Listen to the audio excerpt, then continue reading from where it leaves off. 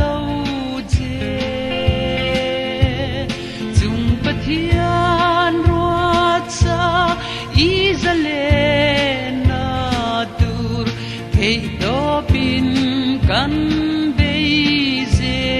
lang lai lai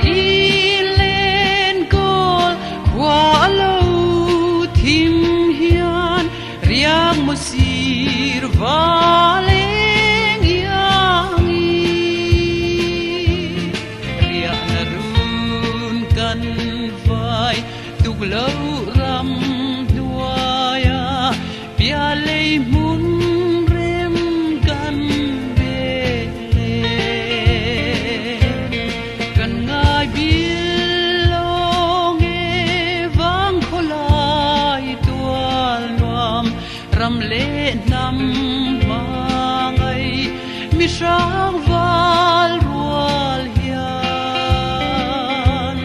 thin lai muang te a kan len ve nan e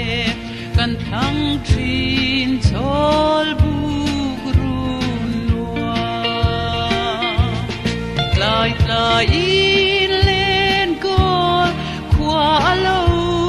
thim hian riak mo sir valeng yangi ria na run kan vai tuk lâu ram nuaya pia lei mun rem kan bele tuk lâu ram nuai sia thing zar nuai mun rem kei katan lung lai min nem tu ami silpuan zial phel alai kuma zalim dam ten zan bu kan ching thi lai lai in len gol khwa lo thim hian riak mo sir valeng yangi ria na run kan vai tuk lâu ram duaya pia lei mun rem kan bele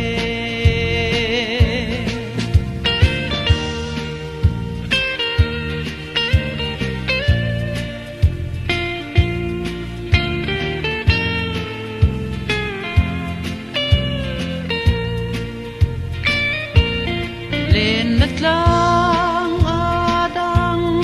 đâu ra lian vangin đâu ra lian tui ang alanem nghe yang chung pathian zara ne nani nakin dam takin omang trale lai lai len gol kwa lo thim hian riak mo sir valeng yangi ria na run kan vai tuk lâu ram nuaya pia lei